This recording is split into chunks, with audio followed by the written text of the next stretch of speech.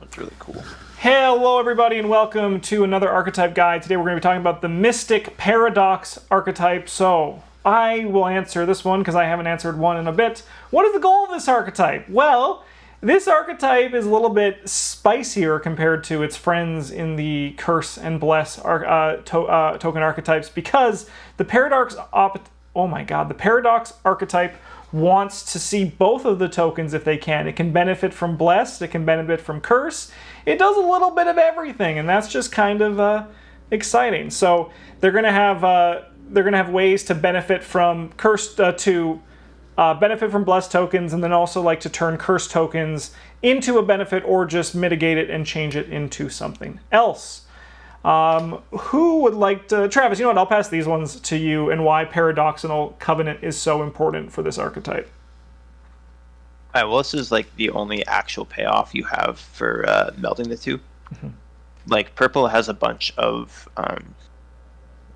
it like leans towards the curse side of stuff. But the Paradoxical Covenant is the reason that you would also play Blessed cards in your deck, where 2 experience, permanent, limit 1 covenant per deck, as per usual. As a reaction, after an investigator at your location performs the reveal of the Chaos token step of a skill test, if they revealed both a Bless and a Curse token, you can exhaust the Paradoxical Covenant to have that test automatically succeed. Which, like, you should be succeeding on a 0 test anyway, but this lets you succeed on, like, so if you draw the +2 and the -2, then you're at 0, but you still have to draw another chip. Yeah. And it basically guarantees you a 0. Or like you just scummed a test that you had no business passing. Yeah. So I think what it also does too is like, because you have to kind of work sometimes a bit hard to put the Blessed and Cursed tokens in there, and the more tokens you draw, you have a chance of getting rid of ones you don't want, or as always, you could just, it happen more often than you think, where you keep cascading into tokens and then you draw the auto fail, and then, you know, you're like, oh good, I've wasted those for nothing, and this makes it you're just like, stop here, nothing else, I'm happy, I'm satisfied. our next card is Curse of Eons, and this is our Blessing of Isis Allegory. The ritual cursed asset costs 2 to play, 3 experience stick in your deck, commits for a while. As a reaction, when a second cursed token is revealed during a single skill test at your location, you exhaust it to cancel that token and treat it as if it were a skull instead. And you can choose to remove both of those tokens from the Chaos bag after the test ends. So from my understanding, this wording, you can either take both of them out or keep both of them in, but you can't do 1-1. Which is pretty fair. Like, why would you either you want them in the bag if you don't? Yeah, this is just a nice way to mitigate a big pile of curse tokens and to it lends some synergy to the curse archetype with other mystic cards that care about whether you draw the symbol tokens or not. Yeah. And we got our first card for the cycle of Mystic Do Things with Brain spells for the cycle. We got Armageddon. This is our fighting one. It costs 4 to play. Commits for a punch. It has 3 charges. As an action, you spend a charge to fight using Brain instead of punch and deal +1 damage. And if you reveal a curse token during this attack, you can deal 1 damage to an inmate at your location or place a charge on the Armageddon. This is kind of like a fail by card, sort of, where either you're testing it like not very high and you fail and you get to either put the charge back on or get it for future use, or you can just take the 1 damage for a normal punch action. Or you're testing that a lot and you pass and you get to deal like 3 damage to the guy, or you get to deal 2 damage without spending a charge, both of which are really, really good. It's a good place to be. Yeah. And then, like, if you don't reveal the curse token, it's still just a gun. Yeah. Which is, like, good. Next one here is the upgraded version. Costs 4 experience stick in your deck. It gains a will token, that will symbol in addition to the punch. Still has 3 charges. Still spends a charge to fight using brain instead of punch, but you get +2 brain in addition to the +1 damage for the attack. And instead of if you reveal a curse token, you get the benefit of dealing a damage to an enemy location or placing a charge in the Armageddon for each curse token you reveal during the attack. So if you reveal 3 of them, you can deal 3 damage divided as you choose among enemies of your location, or put 3 charges on the Armageddon, or some combination of that. Just load it up. That would be sick. Yeah. Yeah. And especially with this one with the Armageddon, because you get +2 brain, your first curse token is basically free, right? Because you're probably already at 5 brain because you have 4 base and a Holy Rosary in play, so you're probably hitting even if you draw 1 curse token on this one. And then you can put a charge up if you miss, or deal 1 damage if you hit, or whatever you want, whatever seems best in the moment. I think they're sweet spells, and I like the design of them. Yeah, I like these ones a lot. Yeah. Bryn, you gotta talk about more of these spells. Alright, we got the Eye of Chaos. It is a 5-costed asset. Commits for a book. Takes up an arcane slot, like pretty much every spell that's not an event does. It uses 3 charges. As an action, you can spend a charge to investigate using your brain instead of your book. If you succeed, discover 1 additional clue at this location. If a curse token is revealed during this investigation, you may discover 1 clue at a connecting location, or place 1 charge on Eye of Chaos. This one is pretty similar to its friends Clairvoyance and Rite of Seeking. However, it doesn't have any chance of downside. Mm-hmm. It is a little more expensive to play with, though. And then we got the level 4 version, which still costs 5, gets a brain icon in addition to its book icon, still gets 3 charges. We still spend a charge, investigate, using brain instead of book. We get +2 for the test. If we succeed, we discover 1 additional clue at the location. For each token revealed during this investigation, you may discover 1 clue at a connecting location in play, or place 1 charge on Eye of Chaos. So it's, pretty close to a 1-to-1 translation of Armageddon. We just get to do the thing more if we reveal more tokens. Heck yeah. We got Shroud of Shadows, which is, it's got a really cool magician guy on it. So let's lead with that. It's a 3-costed spell asset. It uses 3 charges. As an action, spend 1 charge evade. This evasion attempt uses brain instead of foot.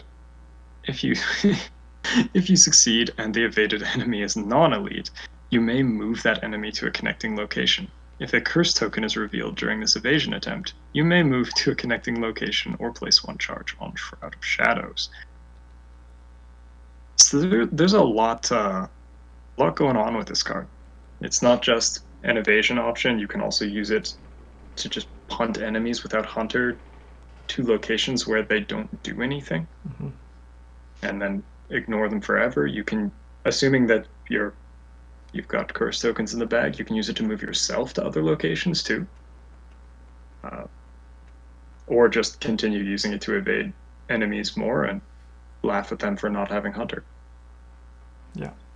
The upgraded for... Sorry, go ahead. One thing to note, that if you fail the test after revealing a curse token and you choose to move to a connecting location, the enemy is still engaged with you and moves with you, unless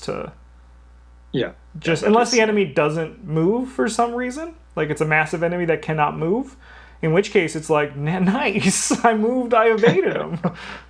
But just to be aware, it's like it worked anyway. Yeah.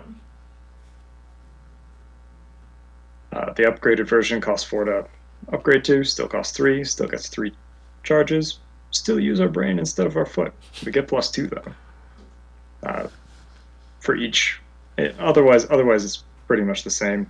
For each curse token that we reveal during this evasion attempt, you may move to a connecting location or place 1 charge on Shadows.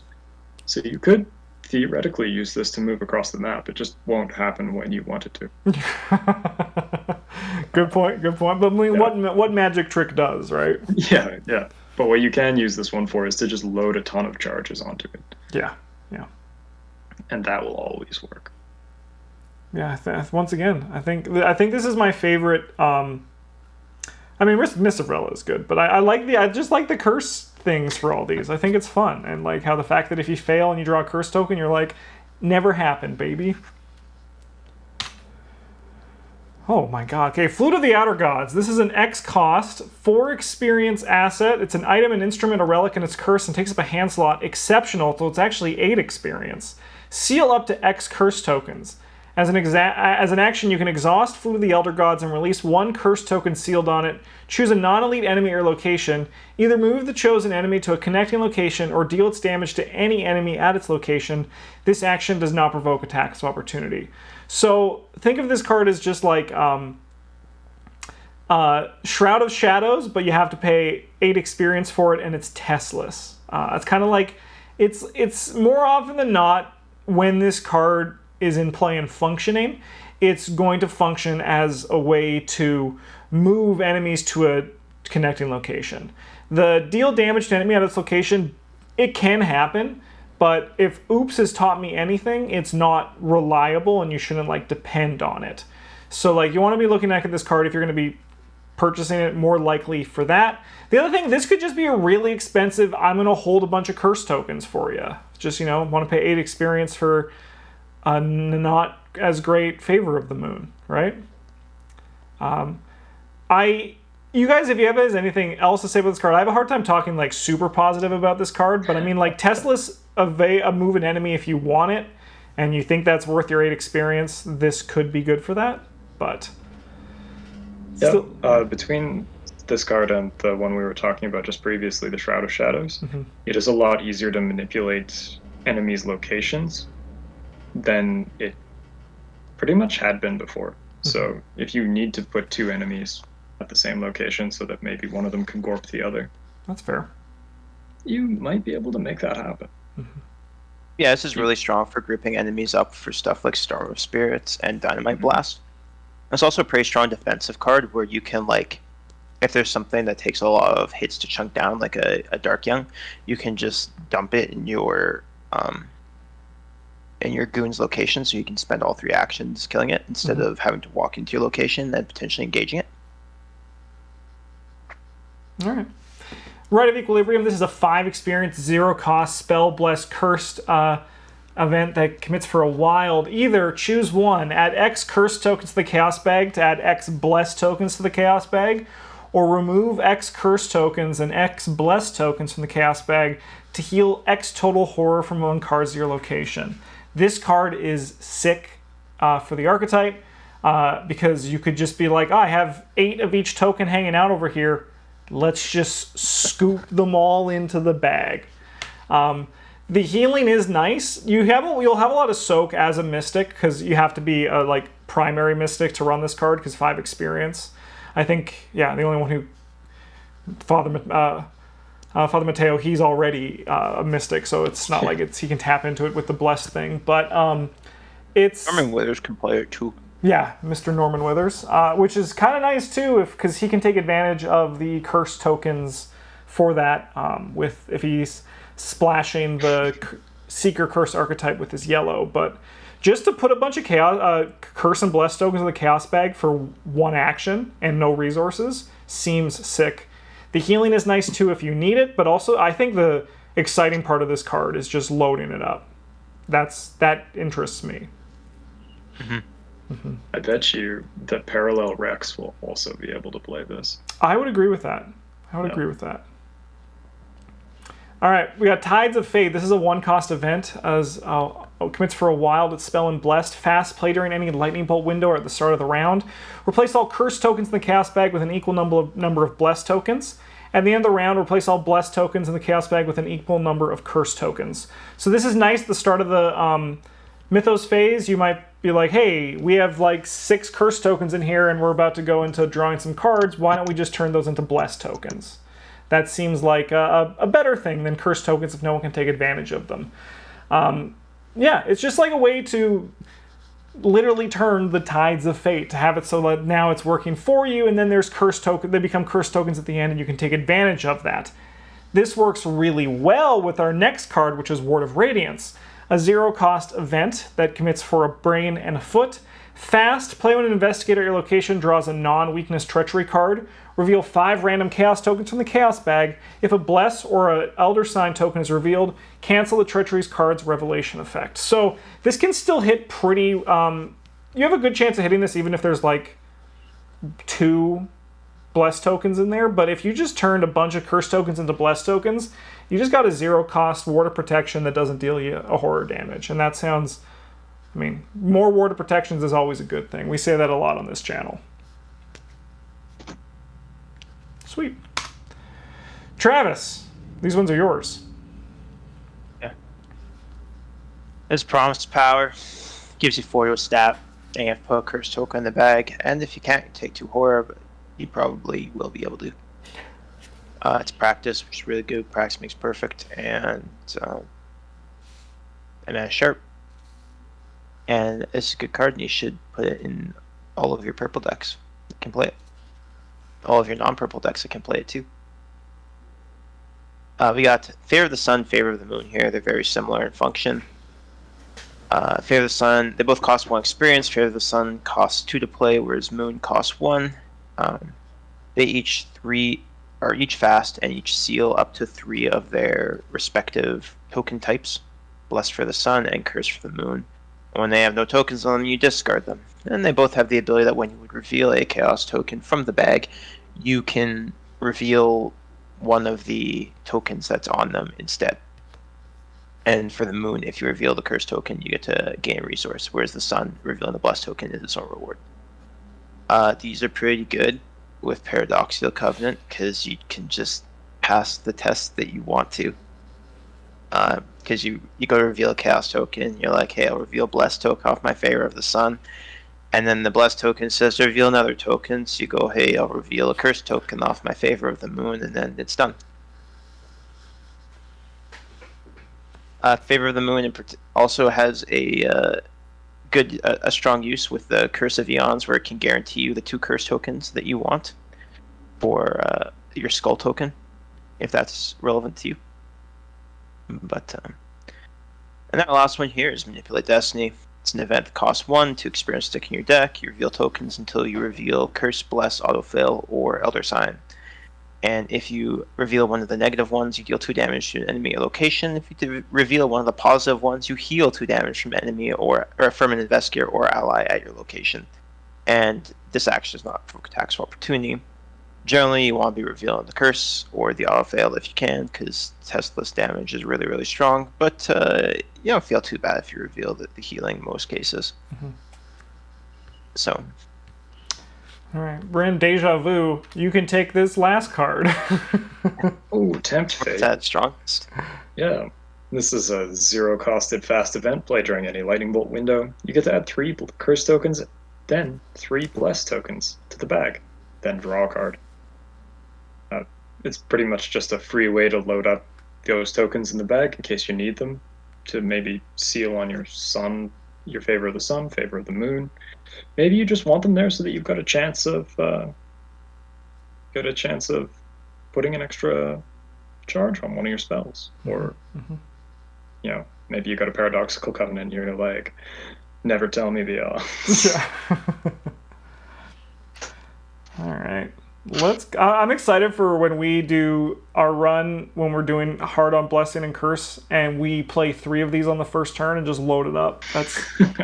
That's gonna be sick. All right, let's talk about synergy.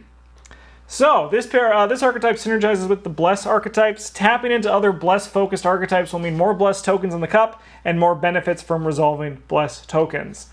Wow. And the Curse archetypes. Tapping into other Curse-focused archetypes will mean more Curse tokens in the cup and more benefits from resolving Curse tokens.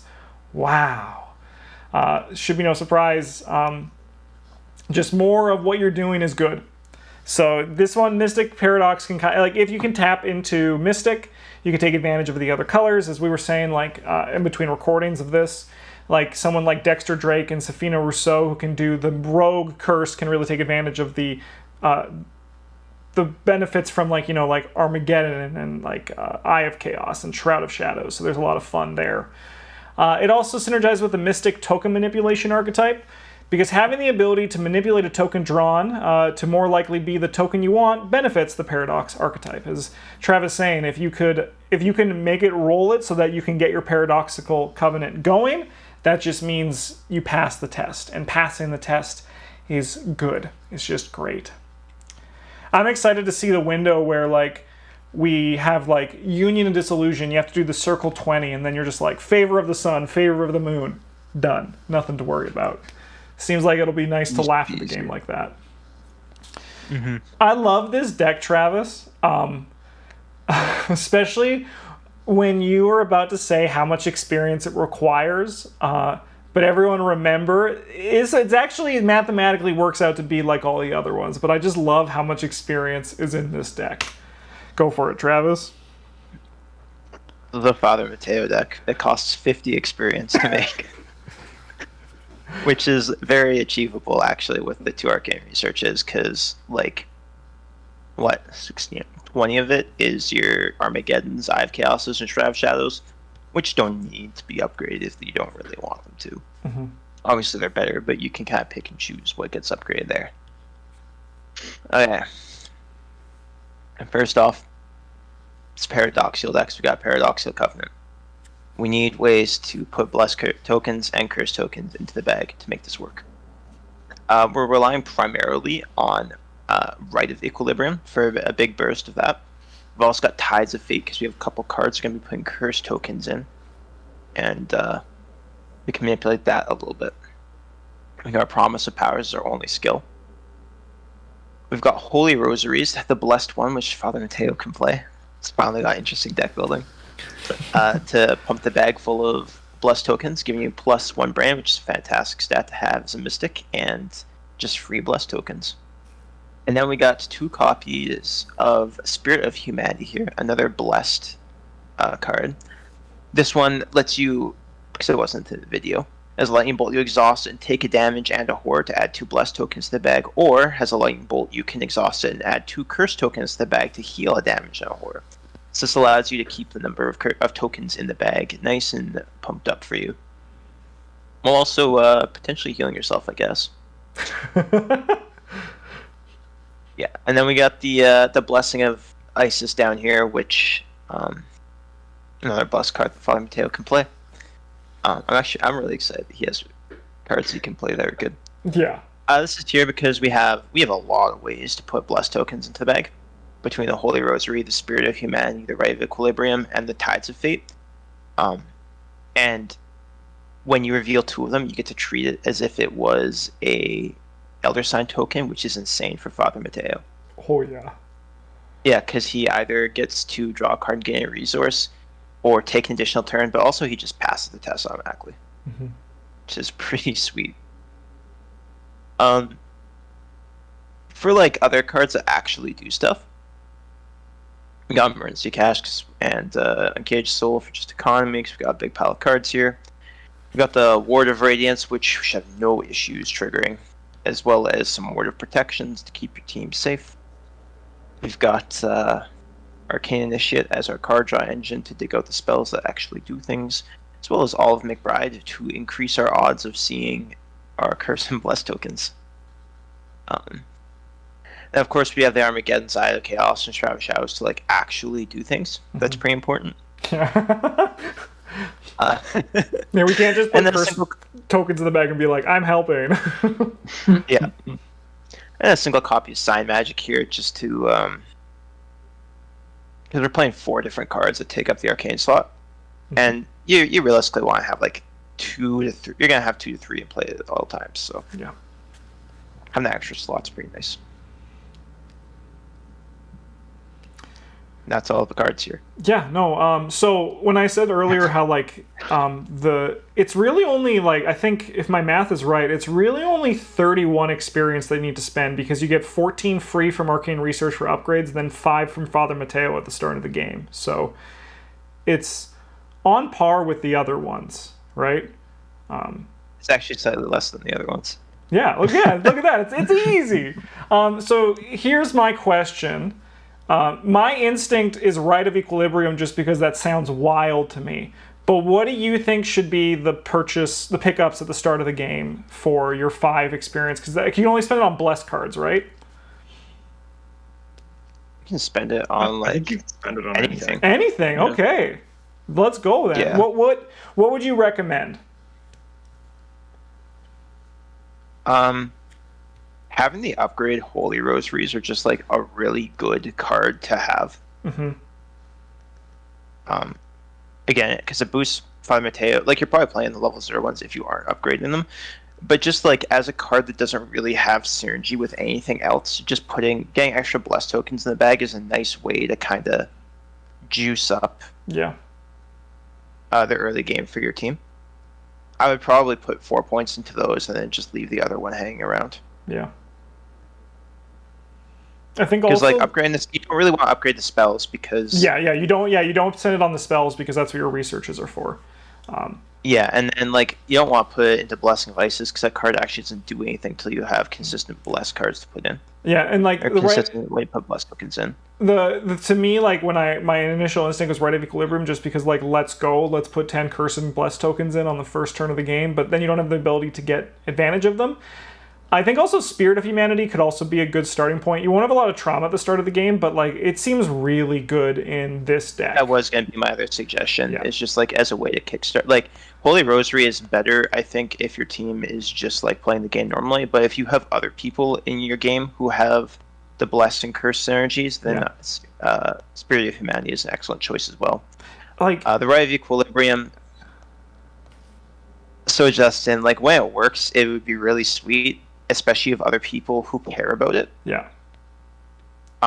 But I don't like. I'm not the kind of person who likes to spend my Father Mateo experience On a big splash. No, it on, makes like, sense. You want to go more for function over. I think the only time that you could argue doing Rite of Equilibrium is if you had a seeker who was trying to translate that book. Then you can just be like, worry not, God has translated it, right? But yeah, like you do have a reasonable way to find it with your arcane initiates, but yeah, no, but I do think because also if you look at the Holy Rosary, when you're at the first scenario of the game, your Mythos Cup is literally the softest thing in the world. So like you're gonna get blessed tokens in there all the time, and now your Armageddon, your Eye of Chaos, your Shroud of Shadows, which all don't give you extra brain, you're now testing at 5, which means like you're set for the majority of things that are gonna happen to you too. So get blessed tokens, and you just won't lose. It's for the first one. It'll be really a nice little boost at the start. Sick. All right. Well, we only have one of these left, which is the Survivor Blessed Archetypes, which should be up in a few days on our channel. Thanks for watching, everybody. Have a good one. We'll see you all very soon. And as always, GG's. Bye.